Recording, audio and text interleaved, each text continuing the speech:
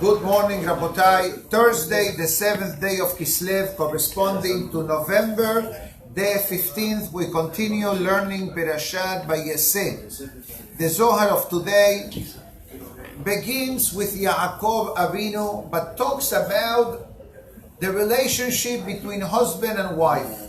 This is a topic that in the past few days of the Hokle Israel became the center point of our daily class. So we know that in this week's Perashah, the Torah discusses Yaakov Avinu's marriage to Rachel and Leah. Baruch Hashem, we all know the happy ending of that relationship, that Rachel and Leah married Yaakov Avinu, and they became the mothers of 8 of the Shevatim, plus 2 babies from Bilhah, plus 2 babies of Zilpah, 12 holy Jews. As the Zohar Kadosh writes, Yaakov Avinu was known as Habehir Sheva Avot, the chosen from Abraham, Isaac, and Yaakov. Why did Yaakov Avinu merited such an honorary title? Because all the children of Yaakov Avinu follow in the footsteps of Abraham, Isaac, and Yaakov. So comes the Zohar Kadosh, and it says as follows: Yaakov halach ledarko, vayifgeu bo malachi Elohim. We know the pasuk, very famous pasuk from the Perashah, that says that when Yaakov Avinu left Eretz Israel, and when Yaakov Avinu came back from living with Lavan back to Eretz Israel, the Malachim escorted Yaakov Avinu. As we say every Friday night after Shalom Aleichem, Ki mal'achav yesavelach yishmorcha v'chol derachecha. Hashem commands the Malachim to guard and to protect the person throughout the journey. Hashem yishmor setecha uboecha me'ata ve'ad olam. May Hashem protect your departure and arrival from today till eternity. And there are many commentaries what this pasuk means. Are the Malachim with us from the first moment of life till the last moment in this world, or only when a person is traveling? If we judge by today's Perashah Vayeseh, the Torah seems to make great emphasis how Yaakov Avinu was escorted by the Malachim up to the border of Eretz Israel. Once Yaakov Avinu crossed the border, so the Malachim of Chutz Haaretz came and escorted Yaakov Avinu. And this is how Yaakov Avinu, in a way, was protected. The Gemara tells us that we are always surrounded by Malachim, number 1. Number 2, the Ben Ish Chai says, and the Mishnah in Pirkei Avot says, and many Mefarshim brings this concept, that every time that a mitzvah is done, a beracha is done, a malach is created. We also discussed this in the past. Whenever we say a beracha on a food, on a type of food, on any food, it says that this beracha gives the power to the malach appointed by Hashem to be able to be running, so to speak, the tree of the apple trees of the world, to be able that when the season comes, the trees is always able to provide fruits and to deliver good fruits to mankind. Baruch Ata Adonai Eloheinu melech haolam, shehakol nihiya v'baruch. Amen. Gracias. Thank you so much. Amen. Excellent. Beautiful. Now, this is the introduction of the Zohar of today. Comes the Zohar Kadosh and it says, Rabbi patach ve'amar, Zachar unkeva bera'am. God created male and female. Male, to the Rabbi please. Male and female. Now, today, and I have to say this, today we live in a society that male and female relationship is not guaranteed. This is the reality of life. Lo alenu velo alechem, God forbid. There is a segment of the population that is acting in ways which unfortunately was similar to the behavior during the Mabul and similar to the behavior that led the destruction of Sodom Ba'amorah. And these are items stated in the Torah. This is not stam we heard, it's clearly written. And I believe that I mentioned one or two of them back then in Perashat Noah and the Perashat of Sodom Ba'amorah. But the Zohar says, Zachar unkeva bera'am. Hashem created the husband and the wife, the male and the female, and the two halves become one whole. This is the basic concept of marriage. So I don't have to go further into that because I think that we understand. As they say jokingly in English, God created Adam and Eve and not Adam and Steve. You understand what I'm saying? As the Shalom, I know it's funny, but we cannot forget the fact that when a person, God forbid, acts in this way, the Torah calls it to'ivahi, an abomination. Yani one of the worst sins that a person can do in life is, God forbid, becoming involved in this type of a relationship. Isn't it a sickness also? Of course, it's a sickness of the neshama that affects the brain and the human body. I don't know if there are ways of fixing it. I'm not seasoned, Baruch Hashem, in this topic, and I hope not to become an expert in this matter because God forbid, it's a serious situation. I'm sure that there are things that can be done. I believe that in the past, there was an organization, I believe, out of New York that was trying to help individuals that were affected by this kind of situation. But bottom line, we don't want to go into that topic because it's a very delicate and a very sensitive topic.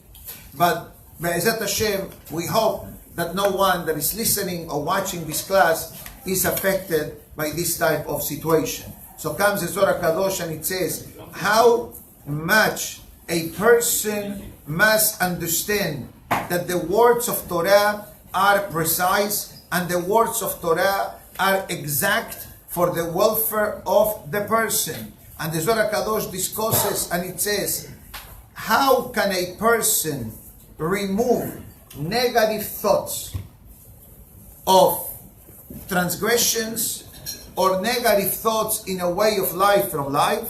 So the Zohar of today says that negative thoughts fill the brain of the one that has an emptiness in their brain, which is the lack of Torah study. Comes the Zohar Kadosh and it says, Adam and Hava.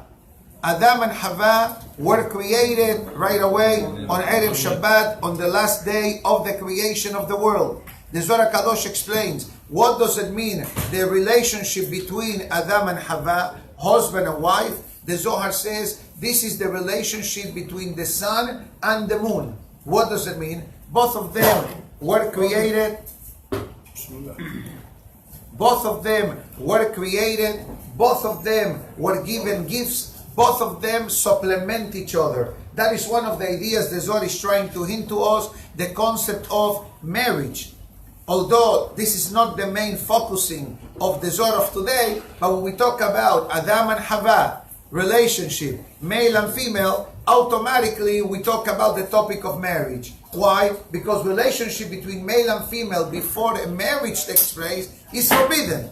So we must say that the Zohar is referring how the sun and the moon supplement each other. And although one shines all the time and one is dark all the time, but we need to understand that the world cannot function today without the system of the sun and the moon. When it's sunny here, it's dark there. When it's dark here, it's sunny there. All this will continue until Mashiach comes.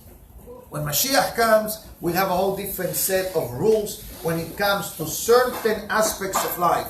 Do not, and I repeat this in advance, do not expect sudden changes when Mashiach comes. There will be gradual changes, but one of the changes will be that the concept of darkness will disappear. And the topic of darkness that we are talking about today is not, Has v'shalom, only on the concept of nighttime, but we're talking about the dark aspect of life. What is it considered a dark aspect of life? Okay, I'll tell you, and I'm sure that you will agree. Animosity, anger, envy, jealousy, so to speak. These are basic items in life that today they bring darkness to the life of the person. Aggression and more. Comes the Zohar Kadosh and it says, when the Torah talks about the creation of male and female, the pasuk says Bera'am. Why doesn't the pasuk says Bara Otam? Bara Otam means he created them. Bera'am means he created them. So why don't you use Bara Otam to teach us that the ultimate level of relationship is when husband and wife become one unit. And that's one of the reasons why when a person gets married, what they do, they give a wedding ring under the chuppah, right? The majority of the Jewish world gives a wedding ring. There are certain communities here in Brooklyn, in Deal, etc., that they give a coin. But let's concentrate on the ring. How do you make a ring? You need to take 2 pieces of gold, you solder them, you polish them, and now you have a beautiful ring. That's how you make a ring. So you took 2 pieces, half of the neshama of the husband, half of the neshama of the man, and what do you do now, of the wife, and what do you do now? One soul entity. Continues the Zohar Kadosh and it says, Shemesh Yareach Amad Zebulam. Another pasuk. Shemesh, the sun, and the moon, established in the land. Why, if we're talking about 2 elements, the sun and the moon, why don't we say Amdam? He established them. But what the pasuk says, Amad, singular language. To say the Zohar Kadosh, and it says, like the relationship between Adam and Hava is the relationship between sun and the moon. The Zohar goes even further, that I'm going to say something that perhaps is not of public knowledge, although I may be wrong in what I'm saying. But you know, one of the Mefarshim say that this verse, when the pasuk says Zacharun Keva Bera'am, God created one body with 2 sides. One body, one male, one female. Not the way it is today. But then we know that didn't work out. So you may say, why did God create something knowing that will not work out? This is a lesson to us. We need to understand, Rabotai, Berashah Bereshit has plenty of examples discussing how Hashem does things when He really does not need to do them, but they are done for our benefit. I'll bring you a very easy and simple example. The pasuk says, concerning prior to the creation of Adam and Hava, the pasuk says, Naase Adam besalmenu kidmutenu. In English it means, let us make men in our form, in our image. And right away you ask, what do you mean, let us make men? Let me make men. If it's God talking, God should say, I will create a person. But now God says, let us create men in our form, in our image. So who is us? Rashi says, God is talking to the Malachim. I ask you a question now. Do you need to talk to your Malachim? You are God, so to speak. Do you need to consult with the Malachim? Guys, I want to do a person. What do you think? How should I do it? From here, Rashi says, Mikan ata lomed an tavuto shel HaKadosh Baruch Hu. From here we learn God's humility.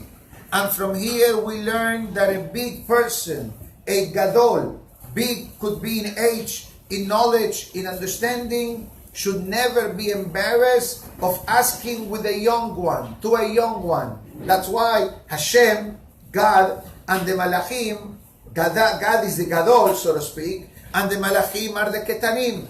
So it says that the Torah is teaching us the midah of Anava. Also the Torah teaches us the concept in this creation of Adam and Hava is making an effort. That sometimes you do things and not all the time it will be the proper thing. Sooner or later the person makes the proper ishtadlut and eventually it will come. Ishtadlut, as we discussed in the past, is the literal concept of making an effort. A person lives in a physical world and therefore we need to make an effort, whatever it may be. If it's for a mitzvah, if it's to make business, if it's to come to shul, all matters of physical life, require effort. Obviously, we need to draw a line also when it comes to the topic of making an effort. If we're going to make an effort and the effort will hinder, so to speak, our Avodat Hashem, is like a person says, okay, so you know what, Rabbi, from now on, I'm going to go work from 6 o'clock in the morning till midnight. So Hashem will compensate me according to my effort. So I have some good news to tell you. The financial income of the person does not get determined by the amount of hours that a person invested. Sure, the person needs to make an ishtadlut. The person needs to make an effort. The check will not come to your home unless you are on Social Security, so to speak. But other than that, a person needs to go out, needs to work, needs to make the effort. But as the Pelei Yoel says, sure, go to work, make the effort, but check in with God in the morning, check in with God at night, and check in with God when you are in your business. What does it mean in the concept of checking in? In the morning means pray, have breakfast, learn a few minutes, then go to work. In your work day, the Pelei Yoel says, make sure to invite God to be with you. What does it mean in inviting God to be with us in the business? Since when God gets involved in the business? So we need to be honest with ourselves that part of serving Hashem, or let me go back. Serving God is not limited to how I behave or how I conduct myself at home or in the shul. These are only two of the three parts of the life of the person. Synagogue is one chapter, home's behavior is another chapter, but then the street, the world, the office, the honesty, the employees, paying the salaries, etc. Comes the Zohar Kadosh and it says, Yaakov Avinu had a little challenge when he left Eretz Israel. The Pasuk says, Yaakov Avinu left the land of Israel to live in the city of Haran. I ask you a question. Do you know why the city of Haran was called Haran? Because, I'll tell you quickly, the word Haran comes from the word in Hebrew Hara, anger. So this was the city that brought anger to God. Yani, a clone of Sodom Ba'amora. They have a version, Apple version 12.0. So Haran was Sodom Ba'amora 2.0. Sodom Ba'amora was one version, first round. Haran was the second round. What prompted this name to be called Haran? In Hebrew they say Ya Haram. That's different. Haran is not a good word because it demonstrates not good behavior. What were the main sins affecting the citizens of Haran? Adultery, promiscuity, and lack of business ethics. People were not honest in business. Where does Yaakov Avinu go to? To this city. Now, the Zohar Kadosh tells us, when Yaakov Avinu left the land of Israel, he was a single man. You know how old Yaakov Avinu was in this parasha when he leaves the land of Israel? Approximately 70-some years old. Continues the Zohar Kadosh, and it says, Vayivga b'makom, and Yaakov Avinu prayed, the Zohar Kadosh writes, ויפגע במקום להפסיר ולהתחנן בתפילה. Yaakov Avinu prayed and prayed and prayed from the bottom of the heart. And yet, how did HaKadosh Baruch Hu answer him? In a dream. Be'inei malachei Elokim, he's dreaming, he sees the ladder going up and down. Why didn't God answer him directly, like he answered Abraham, like he answered Ishaq? The Zohar says, very simple, because he was a single man. So he was missing the magnetic field of the wife. But now that Yaakov Avinu arrives to the house of Lavan and married his two great wives, Rachel and Leah, and Yaakov Avinu becomes the father of the Shevatim, at this moment, now Yaakov Avinu is able to have a direct level of relationship with HaKadosh Baruch Hu. Not only that, the Zohar HaKadosh writes that in the first time that Hashem communicates with Yaakov Avinu is done through the night, through a dream. The second time around, Ka'asher ra'a mahane Elokim zeh, the Zohar HaKadosh says, this pasuk is the last pasuk of today's parasha. Let me find it quickly. The last pasuk of today's parasha, Parasha Vayeseh, and the pasuk says, Yaakov Avinu saw the camp of Hashem's angels. It says the Zohar HaKadosh, this happened during the daytime, and now Yaakov Avinu was able to see the welcoming reception, as Rashi says. Like Yaakov Avinu was said goodbye by the border of Eretz Israel, by the Malachim of Eretz Israel, and then outside Malachim took care of Yaakov Avinu until his return. When Yaakov Avinu was returned, he had the guardianship of the Malachim, and when he's about to cross the border, he sees the revelation of HaKadosh Baruch Hu in front of him. And the Zohar HaKadosh writes and it says, what prompted all these concepts of Yaakov Avinu to become a reality at the end of today's parasha? One particular concept, the concept of being married. And the Zohar HaKadosh writes and it says, a beautiful pasuk from the book of Irmiyah HaNavi. The pasuk says, Beshav Yaakov Beshakat Vesha'ananan Ve'en Maharid. The pasuk says, Yaakov Avinu came to be with complete peace, without any fear, without any fright, without any anxiety. What is this pasuk referring to? To Esav and Lavan. If we think for a moment, emotionally speaking, that because Yaakov Avinu ran away from his brother Esav and went to the house of Lavan, it meant that the headaches to Yaakov Avinu came to an end. We all know very well that Lavan wasn't a good example to Yaakov, wasn't a good influence to Yaakov, and we know how many times did Lavan cheated Yaakov Avinu, starting with the wife. That's the reason why in our tradition, when the Kala is coming right into the Knis, the Hatan goes back and lifts the veil of the bride. In the Ashkenazi tradition, they call this concept Badeken. Badeken means they go to the bride, right? And they do it. In the Sephardic tradition, it's done halfway towards the Chuppah. In the Ashkenazi tradition, it's done in the Kala room. I'm sure you've seen this. Now, although it's called Badeken, that's actually a word from Hebrew, Bedika. Livdok, to check out. Make sure that the girl that is about to walk with you. So somebody asked me the other day, true story by the way, Rabbi, between the time that the Hatan checked the wife in the Ashkenazic wedding until she comes to the Chuppah, half an hour can go by. Who guarantees you that she's the same one? I answer him, that's a reason the Sephardic tradition, where do we do it? In the middle of the Chuppah. Yani, there's the point of no return, hopefully, right? Okay, he comes, he checks it out, okay, it's the same one. You know how many stories happen that in the olden days, we're talking about 100 years, 80, 70 years ago, and I heard this as a child, that they used to send a picture, right, from Syria to Argentina. Look, beautiful girl, right? You know the story, right? Beautiful girl, beautiful girl. Okay, what do we do? When do we go out on a date? No, she's in Halab, she's in Sham. Okay, I'll send her the ticket. The ticket meant a boat, right?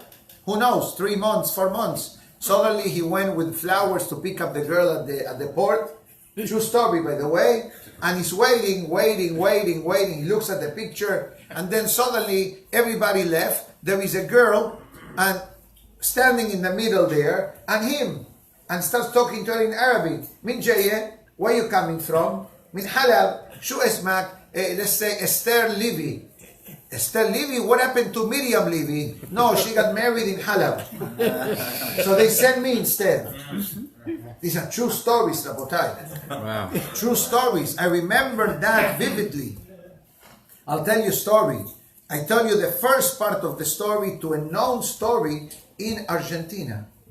Known story in Argentina. When this fellow went to the port, he was waiting for the girl to come. We're not talking about Facebook or WhatsApp. These are pictures, black and white, you know, with a guy covering the head, you know, to take the picture like in the olden days. So, okay, the girl came down and he doesn't know what to do.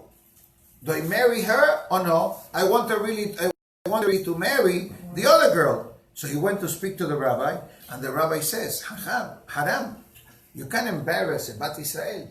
She's a good family, good family. She's okay? Yeah, seems to be okay. You know what? Marry her. And Baruch Hashem, he married her. Fast forward 80 years later, 85 years later. I remember the 85 time story. I don't remember the 1910, 20, because I came to the world much later. Baruch Hashem. Thank God, Baruch Hashem. I'm the product of the 20th century, by the way. Anyway, so what happened with him? When this fellow passed away, there was a mistake in the Hevra Kadisha. They took somebody else's remain and they did the entire entourage, they did the entire hakafot, they did the eulogy, everything. Now they're carrying the coffin and they say, hold on a minute, this body is too heavy. And the fellow that we knew was a short, skinny fellow. So the head of the Hevra Kadisha says, give me a moment. He took the remains into the room and he brought 2 witnesses from the crowd. Are you willing to check the remains that this is Mr. So-and-so? He says, okay, if I have to halachically. They opened the cover. What they realized, they took the wrong body. So the rabbi said in the eulogy, like they switched the wife. When he got married, they switched him. But Baruch Hashem, he had a great life and he helped a lot and he was a very generous person. He used to take all the kids Shabbat afternoon, get them together and bribe them with candies and chocolate, small chocolate bars, to come to the knis, to the shiur, ma'asiyot, singing, etc. Very nice fellow, but interesting. He went in the early days of his life, in the last day of his life, the concept of the switch. All this came from Yaakov Avinu in today's parasha. And that's the reason why we check the girl before the chuppah to avoid surprises like in the time of Yaakov. I don't believe that anyone today will attempt to do what Lavan did, etc., but it became an integral part of Jewish tradition. The Zohar Kadosh writes and it says that what gave Yaakov Avinu alav shalom the zechut, or the power, I should say, to survive Lavan and to survive Esav? Short answer is the zechut of the Torah, learning that he had, the lessons of Ishaq, the lessons of Abraham, and the effort that Yaakov Avinu made. Because let's be honest here, in the early part of the week, Sunday, I believe, we discuss a very interesting Gemara that discusses the importance of the person surrounding themselves with good people and being part of the community. And we discuss clearly that when a person doesn't have a community support, the person goes through a lot of challenges. So ask yourself a minute. We already said that Yaakov Avinu settled in Haran. We already said that the citizens of Haran were not the best example. We already said that Lavan the colorful and famous father-in-law of Yaakov Avinu, wasn't a good person. So how did Yaakov survive? And how does he marry to have the Shevatim in the worst place that a Jew can live? So we need to understand two things. Number one, the zechut of Rachel and Leah. And it's interesting that we discussed few cases in the past few weeks. For example, Hagar. Hagar, who was she? The daughter of Paro. One time the Torah calls her Hagar, from Lashon Ger, convert. The second time the Torah calls her Keturah. Now, what's the difference in the first name and the second name? Why the Torah switches the name from Hagar to Keturah? The Mefarshim say, Shenaot or Shenaim Ma'aseha Kaketoret, that her deeds were equal to the Ketoret that the Kohen Gadol will offer in the Bet HaMikdash. So when the Torah is telling us this, what is the Torah telling us? That she was a righteous woman. Even though it could have been a hiccup or two in the beginning of the relationship with Sarah and Abraham, but at the end, what the Pasuk tells us, that Abraham Avinu marries her again. Marries her second round, which halachically is permissible. There is a mitzvah from the Torah called Mahazir Gerushato. Mahazir Gerushato, I'll give you a brief explanation of this mitzvah. Literally means return your divorced wife. Sometimes, it's not a cigarette, it's a mezuzah, by the way. Baruch Hashem, I don't smoke. Thank God. No vape, nothing. Thank God I live a normal, happy, calm life, Baruch Hashem. So I just picked the mezuzah because it was in front of me. No, now we have a video in front of us. I need to clarify a lot of things. I saw the rabbi, heke, like this. God forbid, God forbid, God forbid. If you smoke, pray that Hashem give you the strength of not smoking. Because we all know that it's not beneficial and it's not healthy for the person. So let's go back to Mahazir Gerushato. Husband and wife were married. Husband and wife got divorced. As long as the husband is not a Kohen, correct? And the wife was not married to anyone after her divorce, they are allowed halachically to remarry. That's called the mitzvah of Mahazir Gerushato. In a way, we can say that this is what Abraham Avinu did. Abraham Avinu married Hagar, then he divorced Hagar, and then he remarried her again. So the Torah already is telling us Sarah and Hagar, or Keturah, were righteous and holy women. Let's go to the next level, Rivka. Where Rivka came? From Betuel and Lavan. Lavan was the brother of Rivka. Betuel was the father of Rivka. And I'm sure that you heard this in the past. Why Betuel was called Betuel? Betuel is from Lashon Betulim. Betulim means the status of a single woman. We may have ladies watching or listening, so we're going to be very, very respectful. A girl, holy and pure, that is single, it's called a Betula. After she gets married, it's called Be'ula. Or could be a divorcee, could be a widow, etc. Be'ula means that she was intimate. Betula means no intimacy. What was the rule of Betuel? Remove the holiness of every single girl that was going to get married in his town. That's his name. That's the reason why his name was Betuel. And people were saying, let's see what's going to be when his daughter Rivka is going to get married. Is he going to remove the Betulim from Rivka? Guess what? The day that Eliezer came, Betuel died. Wow. And Rivka left with Eliezer, and she became the beloved wife of Yitzhak Avinu, alav shalom. Next, now Betuel is out of the picture. And there are explanations how Betuel died. I'll tell you quickly, food poisoning. Because they attempted to kill Eliezer.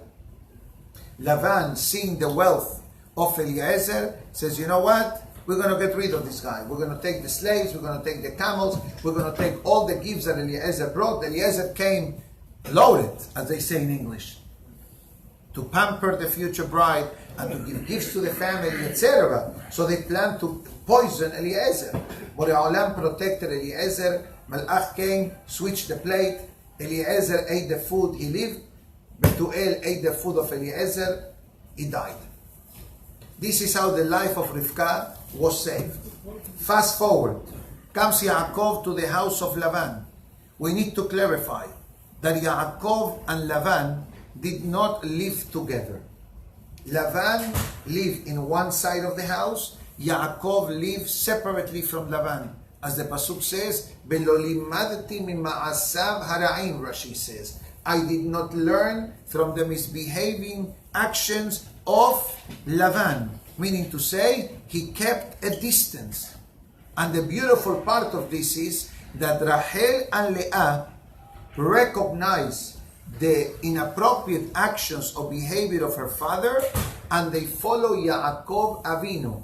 And that's why they were granted the Shevatim. Because to bring holy neshamot, to bring holy souls to the world, like the Shevatim, we need to have holy vessels to bring Kedusha into the world. And these vessels were called Yaakov, Rachel, Leah, Bilhah, and Zilpah. Now, and it says, the Zohar concludes, and it says, this holy behavior that Yaakov Avinu had, and he did not cross the line. How many times, when people immigrate to a country, the parents keep traditions of the old world, but the new generation, born in America, or born in Argentina, or born in Mexico, slowly, they don't have much connection to the old world. They connect themselves more to their current society, and who knows, hopefully all traditions will continue. But let's be honest, the more years a generation lives in a country, and the more generations are born in a certain country, we became Americans, so to speak. Even though we may have born, our kids were born here, our grandkids were born here, some of the people present, the great-grandkids were born in America. So you are more American than pumpkin pie, so to speak. In other words, you become mamash affected by the environment. Correct? Yaakov Avinu protected himself. And Yirmiyah Navi says, do you know how he protected himself?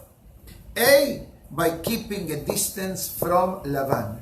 Like it's important for a person to surround themselves with a community, with good people. It is also very dangerous if the person surrounds themselves with people which are not a good influence. And the Zohar Kadosh brings the pasuk from Yirmiyah Navi, and it says that when Yaakov Avinu lived in Lavan's house, when Yaakov Avinu was with Esav, he had the Torah as a shield. As the Gemara writes in Masechet Sotah, Torah magna u masla. The Torah saves, and the Torah becomes a shield in the life of the person. Let's go quickly, Rabotai, to a short message of the Musar of today. We left yesterday's class in the topic of praying for Teshuvah. The second blessing of the Amidah was to pray for Teshuvah. And the prayer says, Hashivenu Avinu leToratecha. One of the ways that a person can do Teshuvah is what? Repenting.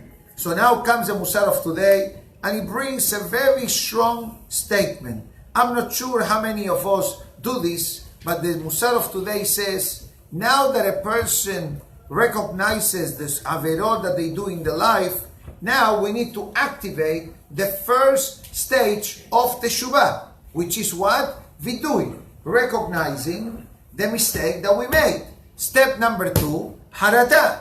Then we need to regret of our shortcoming. And a person thinks how can a person could have acted this way against the will of HaKadosh Baruch Hu, how the person has the power to go literally against the will of Hashem. And it says that even though we have this challenge in our life, doesn't matter, he says. Itpalel bithanen lefanav. Pray to HaKadosh Baruch Hu. Beg Hashem. Ki el rahum behanun hu umarbe lehetiv beyado peshuta lekabel shavim. The worst thought that a person can insert or engrave in the brain of the person is that it's not teshuvah for me. God forbid. Sure, there are small averot and there are major averot. There are averot that can be fixed. There are averot that unfortunately hide a side effect, especially adultery, mamzerut, and all other things related to this topic. But it says, a person prays to HaKadosh Baruch Hu, that Hashem, one of the names of HaKadosh Baruch Hu is what? Rahum vehanun. Rahum means from what? Rahamim, compassionate, merciful. Hanun of hen. Hen means graciousness. That a person comes to HaKadosh Baruch Hu with humility. And we say to Borei Olam, Mehila, God, I had a hiccup yesterday. I made a mistake. Please give me another chance. And it says, Beyado peshuta lekabel shavim. A person can never forget that Hashem is waiting for our phone call. Yani means in English, Hashem's hand is extended to welcome, to receive those who want to do teshuvah and get close to HaKadosh Baruch Hu. But here he adds a formula that in the olden days was a tradition, the concept of fasting, the concept of ta'anit. Today, we do not encourage people to do more than the necessary fasting by the Jewish calendar. And even those fast days, it all depends on the physical condition of the person. But in the olden days, part of the teshuvah process was, I'm going to impose upon myself a certain level of affliction, a certain level of discomfort. Why? Isurim memarekin avonotav shel ha'adam. Going through hardship in life cleanses also averot of the person's life. So now you do teshuvah, mentally, verbally, through our actions. I throw in a day of ta'anit, and who doesn't like how to eat? Who doesn't like to eat? Do you like to eat? Or you're a malach, so maybe you don't eat. Okay, but I think that most of us eat. We cannot survive without eating. Okay, we have to eat the Shem Shamayim. We don't live to eat. We eat to be able to live, exactly. But when a person says, you know what? I'm going to tighten the belt today. I'm not going to eat. And let it be that hardship of fasting all day should be a cleansing process to my shortcomings, etc. And I repeat what I said before, that we don't do this, but yet, let's put the fast day on the side. Let's talk about pure teshuvah. The person says, I recognize, I commit myself, Be'ezat Hashem, not to do it again. Comes the Musar of today, and it says, Hu itbarach ve'it'aleh over al pesha. What does it mean, over al pesha? Borei Olam sees the teshuvah of the person. He says, you know what? I'm going to delete this from your averot account. Bekore lo le shalom. As the pasuk writes in Yeshaya HaNavi, Shalom, Shalom, la rahok ve'la karov, amar Hashem urfativ. This pasuk, it comes from the pasuk of Yeshaya, which if you say usually on Mosai Shabbat, the beautiful prayer of Ve'iten Lecha that we discussed a few days ago, at the end of the second paragraph says, Shalom, Shalom, la rahok ve'la to the one that is far and to the one that is close. Amar Hashem, God will say, Urfativ, and I will heal the person. Karov, the one that is close, we understand. You are close to Hashem, not a problem that God says Shalom, because you see him every day. The Hidush of this Pasuk is Larahok. To the one that is far away, Borei Olam says, call me, I'll pick you up. Call me, I pick you up.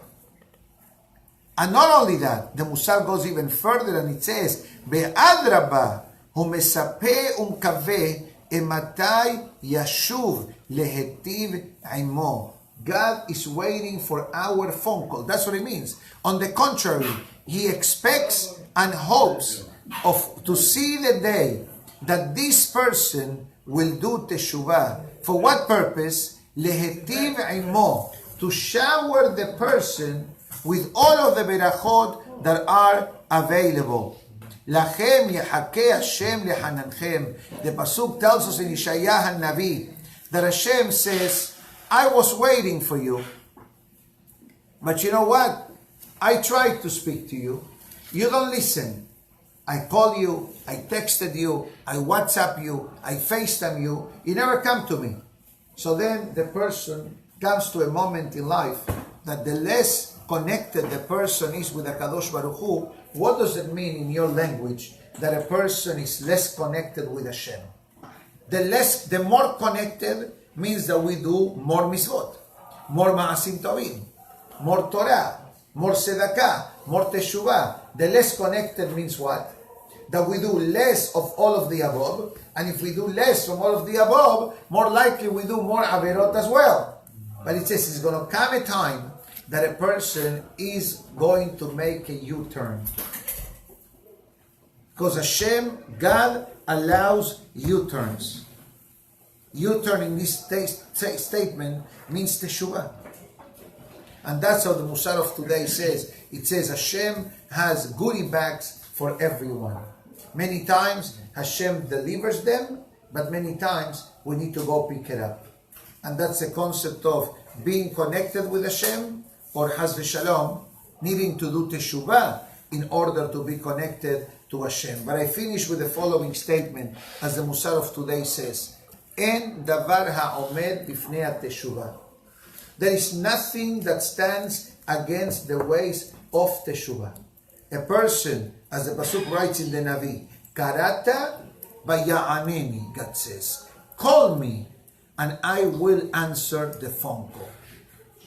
And that means the concept of teshuvah. And this is why in the Amidah, when we do the Amidah, after praying for a brain, for wisdom, the first thing we say is, Baruch atah Hashem haroseh b'teshuvah. Hashem wants our teshuvah. How do we start? LeToratecha. Increasing in Torah learning. Because that brings an awareness, and the awareness, Be'ezat Hashem, brings the observance, and the observance fortifies our connection to HaKadosh Baruch Hu. Have a great day, everybody. Okay, we'll see you Be'ezat Hashem a bit later.